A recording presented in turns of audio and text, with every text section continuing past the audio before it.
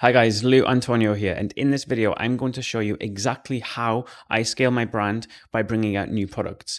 Now, I've been in ecom for over 10 years. I've done over 10 million across multiple brands, and now I'm on a mission to democratize all of my knowledge so that no one has to go through the same pain and struggle that I did to get a brand off the ground. Now, what I want to focus on and highlight is that I'm really focused here on profit as opposed to just revenue, which you'll see a lot of the gurus online showing numbers, etc., but nothing, okay, how much have you actually got left of that either in your bank or to put back into reinvest into your brand. Now, I'm going to show you behind the scenes of one of my nutrition brands. Now, I'm not flexing revenue. I'm literally showing you under the hood so you can see exactly what's going on, and you can pretty much copy everything that I'm teaching you because it's all things that I've learned over time that are now implemented. And the good thing about this is 95% of this just runs on autopilot. So it's not dictating your time. It's a once and done thing. So let's get straight into it. So this is my product suite. It didn't start like this. I started with one product that I ran with for about 3 years that I only then decided to diversify once I had established product market fit. And this is exactly what I would teach you to do as well. Don't go straight in with the big range. I speak to so many new brand owners who come to me with 10, 15, 20 products to launch with. And if you don't have a big budget, or if you don't have any solid, strong experience in digital marketing, or you don't understand thoroughly who your customer is, you're going to spend and disperse so much time, effort, energy, and budget and cost on ads when you haven't even been able to figure out exactly what it is you're selling and the big problem that you're solving. So it's all about getting the sequence correct. Now, again, just showing you behind the scenes. So we're acquiring customers at the minute for around £24. Our average order value sits around 48. This is just last trailing 30 days as well. Now, revenue, I'm just picking up last 12. So yeah, about 1.7 mil. Again, you can see this is actually me on the brand. I'm not making this up. Now, the thing that I want to focus on here is once we get a customer, we retain a customer, all right? So I'm just showing you our average subscriptions on the back end, average revenue as well that we get from this. So just take a step back and think about this for a moment. We're acquiring customers for 24, we're selling for around 50, but then over the course of the next 3 to 6 months, we're getting almost like 4x that out of them. So we're acquiring for 24, 25, and we're getting about 170 back, and that is pure profit. And the good thing as well about this is we're not having a huge amount of churn, and our retention on customers is big. I think I actually have the tab open here. Yeah, I do. So again, just last 30 days, you can see we have a 64%. You can I'll do a refresh on this as well so you can see it. 60% retention on customers, and this is what really allows us to scale, and this is what I'm going to teach you how to do, because we're always going to want to focus on profitability. And guys, before we get into it, if you want help scaling your ecom or supplement brand, there's links in the description where you can find out more. Now, before you even think about diversifying, here's a couple of things that you can do in order to get more profit from your product. And I always recommend you launch first with a hero product, one problem, one big problem, and one product that solves this. And to be able to solve it, you need to know more about your customers than they know about themselves. Now, once you have that, once you have your product, there are ways that you can utilize and bring in or drop new products so that you can expand your average order value and also your lifetime value. And this is where we're really able to squeeze more profit from the same customers. Because if we think about the customer journey, say we're acquiring a peer for 24, yeah, we want to be able to, obviously our product is going to be important that we're selling in terms of pricing this, but if we can pitch and position more products that have high relevance, for example, just looking at this product suite, we have one product which is like the be all that ticks every box, and then for those who maybe have different needs, or there's more specific times of day, or they have more specific problems within the same demographic, we have a wider product range which ticks all of those boxes. Now, what this allows you to do is, first and foremost, you're able to counter product fatigue. So with your hero product, if they're using the same thing over and over, maybe they want a different flavor, maybe they want it in a different format. And of course, you can expand your market reach. For example, again, just going back to this product range, those who don't want to use the shakes, they might use it, but in a greens format, or maybe they don't need the shakes, but they need something that impacts and helps them with a different part of the problem for the same market. For example, these energy bars. It's all part of the same issue that the brand is set up to solve, but the format is different. And this is what will either keep customers coming back, or you're able to upsell strategically at point of sale or on your website or on your emails afterwards to make sure they buy more. And when they come with you, they buy from you, they stay with you over the long term. And this is what really helps you stretch out this LTV. And as we know with supplements, profit margins on that first sale, once you build in acquisition cost, aren't generally huge, particularly so because we know we're in a competitive market space. The level of customer sophistication in terms of they know what ads look like is really high now. So we have to be very clever with our marketing. But the key here to be able to scale your brand is by either getting more from the same sale, so on that first sale, and then having a real strong focus. And once we get that customer, we retain that customer, we lock them in, and this is how we do it. So first things first, this is how I utilize new products to increase average order value. And these are just simple things you can just plug and play into your website, probably in the next hour. So if you just go take action on this, I'm giving this all away for free.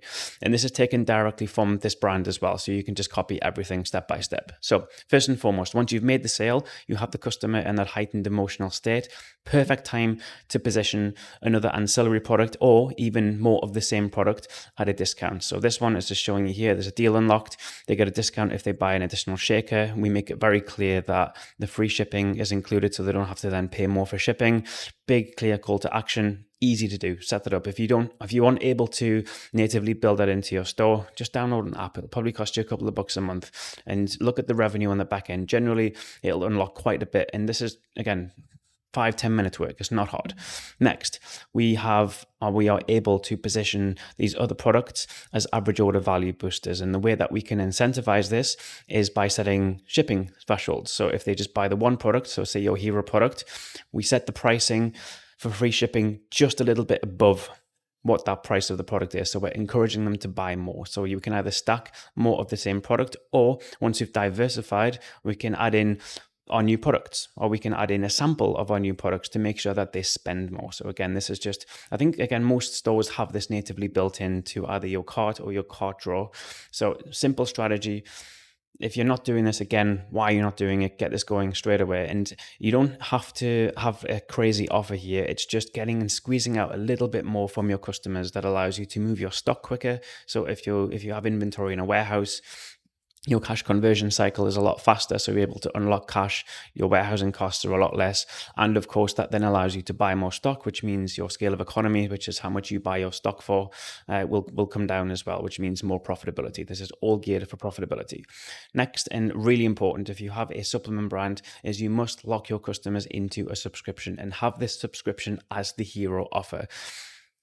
Again, just showing you behind the scenes, this is how we really squeeze out the subscriber value over time. We've got a really low churn rate as well, which I think is important. And this is a good reflection or indication of how good your product is and how much utility it has. With the subscriptions, I always recommend you don't run any other discount on your website other than the subscribe and save offer. So 2 ways to build in your offers, which are really important, is everything should point to subscription. If not a subscription, the next thing and the only other thing you could be running sales to or knocking discounts off product is bundles, which is, I'm just showing you here. So this is at the bottom of our product page and also our landing page. So again, we're able to sell more products to the same customer, and bear in mind the acquisition cost is the same for this customer, whether they buy 1 product or 10. So if you can squeeze out an extra couple of dollars, why would we not do this? Next, we have referrals. This is free marketing. Think about it. There is no better form of marketing than customers selling to customers. And if we think about it, if we're quite happy to pay Meta £25 for the sale, why would you not incentivize our customers? And you can play around with the offer, of course, but say here, if we're getting customers selling to other customers, which is the best form of marketing, think about it, then we're paying £15 instead of 25. So we're actually making money. And this, again, all runs completely on autopilot. We can, of course, build in more of a discount for the advocate as well.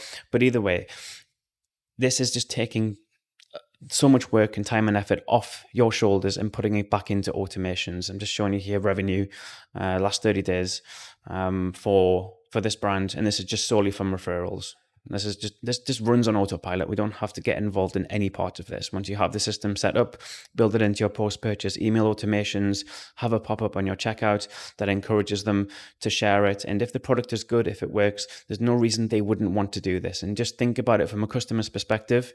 What's the phrase? birds of a feather flock together. And it's the same with customers. People hang around in kind of close concentric circles. So if you're solving problems, say for example in this brand with parents, there's a very high likelihood they know other parents, or they are in sports communities of other parents who could get value from this. And if you're offering them free money, why would they not do it? If they're going to do it anyway, they might as well get paid for it. And the good thing as well is if you're offering store credit, that money's coming straight back into the brand anyway. So you've kind of got that circle. You've got your customer who is happy, is taken care of, is almost getting paid to promote the brand, and you have the new customer who gets a small discount, and that can proliferate. And these are real good strategies, again, that run on autopilot, that can help you squeeze more profit, but without having to work harder.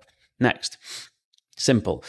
Making sure that you're pushing for additional average order value boosters on your announcement bar. This is a small piece of your digital real estate, but you're just making customers aware that they can buy more products, or again, you're pushing to subscription, or you're putting in the referral link in there so that they know that there's additional value if they buy more or if they become a brand advocate.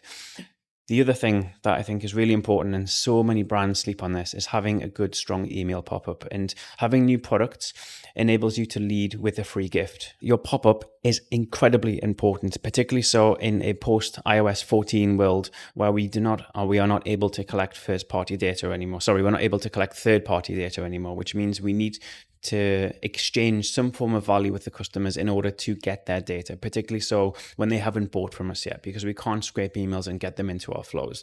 Now, having a diversified product range enables you to give a free gift, and this is huge. Think about it. Would they rather have a actual physical, tangible product that they can feel, taste, and hold for free that has high perceived value, or are you just going to be like every other brand out there and give them a random 10% off something that they probably don't care about? This carries so much more weight. And again, having a broader product range that you're able to add in or layer in as additional value, this is what's going to get more customers into your email list. And remember, once you have them in your email list, you get them into your flow automation. So particularly so if it's pre-sale, it's your welcome series or your abandon series, and just layering this in and just basically stacking value. And just think, there always has to be a fair exchange. If you want their email, what are you going to give them back in return? Everyone wants their email. Everyone wants their data. So just think about it. Sometimes you have to give before you get. And it's the same principle in most sales of using dating as a good analogy of, you don't just go on the first date and get married the next day. There's a nurturing period. And think about it, particularly so with supplements, there's a bit of a gestation period, because it's sometimes a technical product, especially if they don't already know, like, and trust you.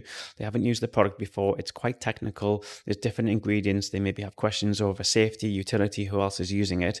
And once you have them in their flow, or in your flow, whether that's your abandon series or your welcome series, this is where you can start to develop and nurture a relationship with them. And you're not selling to them, you're educating them. Again, you're leading with value. And the genesis of all of this is just having a good, strong email pop-up when they first land on the website. Just to give you more of an example here, let's just look at this conversion rate. Where are we? Conversion rate. Where's my conversion rate? Where's my conversion rate gone? Where's it gone?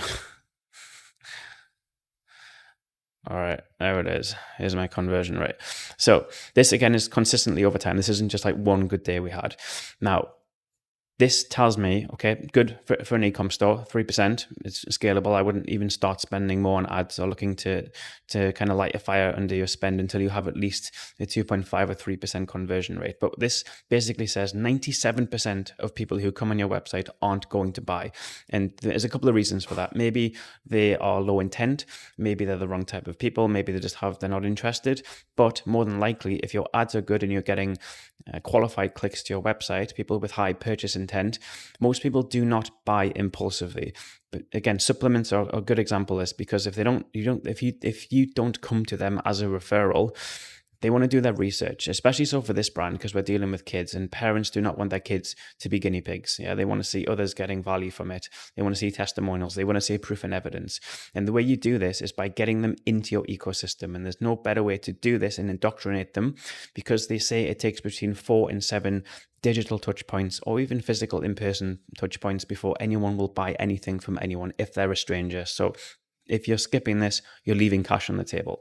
Next, once you have a customer, you must focus on retention. This is how we get these numbers on the back end if we're looking at our average subscriber value. So to do this, most people that I see, particularly so the pump and dump drop shipping stores, spend 99% of their time, probably 100% of the time, focus on acquisition. If you have a supplement brand, think about it. You have something that is a consumable. It's naturally used and needs to be replenished. So you have the additional value here, as opposed to selling a product like a water bottle, which has a longer term usage case. Supplement is recurring. But you need to nurture your customers. You need to talk to them. You need to educate them. Again, you need to lead with value, and having a good, strong, solid post-purchase flow, which is an automation, is all taken off your hands, where you're talking to your customers, you're getting information from them. This links up to the product development as well, which I'll talk about in a moment. But it's all about focusing on how can you nurture, because we're building a brand here, not a drop shipping store. Don't forget that. And brands stand out. They have a personality. Get them involved in a community, get direct feedback from them, talk to them, show them things, teach them things. Yeah. And a post-purchase flow is the perfect way to do this, as well as your value campaigns, which are a little bit separate. But again, this is just all free revenue, really. So many brands I see come to me with that they're doing okay on the revenue, but 99% of it, not even exaggerate, 99% is just one-time purchase. It's very rare that they get people coming back. And think logically on this. If you're only getting new customers, every single time you get a sale, you have an acquisition cost attached to it. When you nurture and you get customers coming back, all profit, because you have no acquisition costs. So if you're not doing this, you're leaving money on the table. And of course, most importantly, reviews.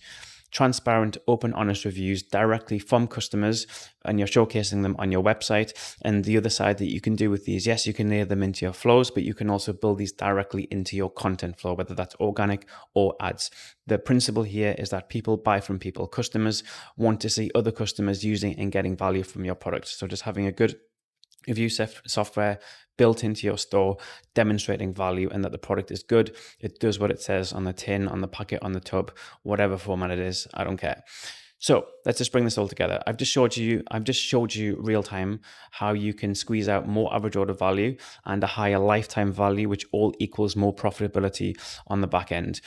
Now we're thinking about diversifying our product range. This is what this video is about. So let me show you how to do this. The time, remember, to bring out new products is once you have established product market fit already. So if you're already doing 10K plus a month consistently, now could be a good time. But you can still, of course, double down on your existing range. But we're focusing on getting more bang for your buck. And if it's not going to take up too much of your time, if you have good suppliers and you talk to your customers, we can start to come up with product ideas that we can layer in to build in to expand your LTV and, of course, your average order value. So how do we do this? Incredibly simple. Speak to and audit your customers. Run surveys. Do outreach automation emails. Again, these can be incentivized or not. And by incentivize, I mean you can give them some sort of reward for answering your questions. I'm just giving you an example of one here that we survey with our customers. Call them up. Speak to them. The key here is you must make data-driven decisions and not rely on founder assumption. It's very dangerous. And I did this when I started, and it cost me 2 years of pretty much zero revenue because I built the whole thing on a hunch. Please, please, please do not do that.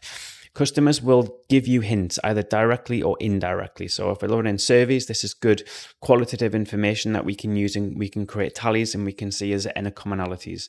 Other sides will be maybe comments on your ads. If customers are saying, do you have it available in this flavor, or do you have this product, or do you have a dairy-free version? These give you an indication of what the market is looking for as opposed to what you think will sell. Read the comments, look at the ads, and just stay close to your customers. There's no better source of information than you speaking directly to the market. So getting close to your customer service team, whether you're doing it yourself, if you have an agent over here doing it, speak to them. What are customers complaining about? What other products are they using that you could emulate, or you could maybe even white label? This is the best sort of information. If you want to expand as well, market research is great. Look at what your competitors are selling. What are they doing or what are they not doing? Is there any underserved niches? Again, think about it. We're using data. We're making data-driven decisions and not assumptions. And this is so important. When we have this data, we're looking for patterns. Get everything on a spreadsheet. What are customers asking for? What are they complaining about? What other products or brands are they using? And these other brands, how are they positioning? What are they selling? Yeah. And just keeping a tally. Look for trends, look for opportunities. Now you have a good few ideas. Let's think about how can we actually bring this to market. And this is where we go back into our supply chain and sourcing. And you have 3 ways of doing this. First is you can do custom formula. I would only recommend you do this if you have a budget or investment, or you are 100 million% sure that this product that you're going to bring out is going to sell. Problem with custom formula is it's expensive.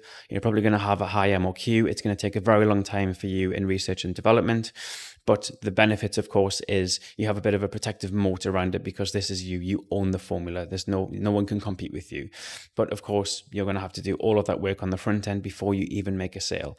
Second, which is what I recommend, if you can do some form of private white labeling to start with, and don't get me wrong, this isn't going to be as perfect as having your own custom formula, but what it allows you to do is to test without having to commit too much cash or time to inventory or design. Just putting your own brand label on an existing product, getting it to your 3PL, and then shipping it out. Super easy. Or if you want to move fast with this, you can go with online drop shipping. So you're just basically only paying for stock and inventory once you've sold it. And this is better for brands who don't really have much budget to play with, or they're just kind of testing the field and seeing what's out there. So now you understand how to look for products, how to develop them, how to bring them to the market. I'm going to tell you now a real example of how I brought out an additional product for this nutrition brand step by step. So this is the R&D, and by R&D, it's research and development. So this is literally the step by step that we did. So we found a professional already in the space. So this is a Lead Academy nutritionist at Leeds United, which is a football club, a Premier League football club in the UK. He's very close to the target market. He's a nutritionist. He's a nutrition coach for the academy, multiple sports. He's part of that target demographic. He's close to what the players and the parents and the clubs are using. And we tasked him with helping us come up with a product and validate it before we started to market it. We essentially give him a consulting fee or cut of profit, and he would go away, do the research, look for any sort of empirical evidence that validate the product. If we can create some form of strategic point of differentiation, make sure everything's safe and viable, then we partner with a food scientist and a contract manufacturer who would augment existing products that we'd gathered, send them down, and can we make it our own? This allowed us to come up with our own name and recipe and formulation. So now we have that strategic point of differentiation. Then we went into testing. This is really important. Testing samples from manufacturers, and we're looking for mixability, consistency, viscosity, which is how thick it is, taste, this whole organoleptic experience, which is what the customer experiences when they're consuming the product. And we tested it with our team, and also we got small focus groups of real customers together, blind tested them to see which one they like the most. This then dictates what our decision is, because remember, it's market led, it's customer informed. We're using as much data and bringing it together before we start manufacturing this product. Once we were happy with it, in this case, we're just looking at our gummies here. This is just part of the launch email. What we did is we went for a very small minimum order quantity first run. Definitely recommend you do not order hundreds of thousands before you've validated the market.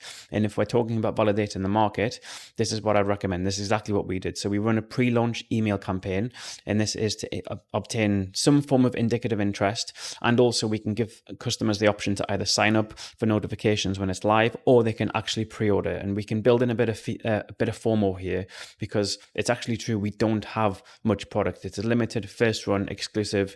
So we can kind of build that again. And what we were able to do is actually pre-sell the batch before we ordered it. So we were able to sell it, order it, and also make profit without doing anything, pretty much. Of course, be aware, or be very careful to make sure your customers are aware it's pre-order only, and be transparent with the lead times. So this is all about the power, again, of email marketing. And if you skip the email marketing like we discussed before, if you aren't engaging, if you don't have high open rates, if customers just expect you to sell to them all the time, you're not going to land in their inbox. So again, just always hammers home the point of email marketing. Even when it comes to surveying, if you're not communicating with your customers, if your email channels aren't open, if they're going into their spam, and this all comes back down to delivering value, then it's very hard to do this. So yeah, the email campaign for the launch, it's all about the products, the benefits, the fact it's unique to us, it can't be bought anywhere else, and of course we have a limited supply, so we're building in for more. Once it was launched, we would then re-audit the customers to get some sort of feedback. Does it work? Does the audience like it? Is it actually valuable? And of course, The real test of this is, do they come back and order more, or do they subscribe to the product? In this case, yes. Brilliant. Job done. This is when we can now go back to that manufacturer, and now we can order double, triple, 5, 10x the original quantity, because we've validated the product before we've sold it. This is so important, as opposed to the traditional way, which I get so many people coming to me saying, I've just white labeled 5 different products and they don't even know how to sell one, never mind 5 different ones. And remember, all of these products need to be linked. You're not solving one thing for one customer and another for another. It has to be within the same ecosystem. And this is all about what your brand stands for and the main problem it is. And that pretty much is it. So let's bring this all together. Only release new products once you have established product market fit. By established product market fit, remember, I'm saying a minimum 10K per month of at least one single hero product. You diversify based on data-driven decisions by actually speaking to your customers. Get on the phone with them, audit them, get surveys out, get them in a community. Just make sure you're making data-driven decisions and not assumptions. Always make sure you're innovating in releasing new products to boost your average order value and lifetime value, and of course your conversion rate. It's okay to start with an MVP, which is a minimally viable product, which means that it doesn't have to be perfect. We're not going straight to custom formula. We can white label to start with to test the water. So we have damage limitation built in at every stage, and we're not kind of overcommitting too much cash to holding inventory. Another good thing to do is make sure you're utilizing pre-orders. You're building anticipation before launch, so you can get some additional free cash flow. You can cover costs for the product, or even if it's just worst case, you're gaining some form of indicative interest from existing customers that if you do purchase this stock, if you do release this product, they're actually going to buy it. And this always links back to the power of email marketing. If you do not nurture your customers, you can't sell to them. You can't resell to them. So whether this is new product drops or like a Black Friday sale, you have to nurture, you have to deliver value for them, educate them, entertain them. Don't just sell to them. And that's it, guys. I hope this is useful for you. Now, if this resonated and you're serious about scaling your brand, here's the next step. Book a call with me using the link in the description. And this isn't going to be some high pressure sales pitch. We're actually going to have a proper conversation about your business, where you're at, if you're stuck, how we can unlock the next level of growth based on my learnings over the past 10 years in e-com. So if it's just about increasing average order value, building out back end of the store, launching a new hero product, or you just want some sort of clarity on what's holding you back, we'll map out a clear strategy together that you can take action on immediately. Like no fluff, no guesswork. We'll build a custom roadmap for you built around your brand. I've helped founders go from 0 to 150, 200K per month. And if the right pieces are in place, there's no reason you can't be the next one. So yeah, hit the link below and let's chat.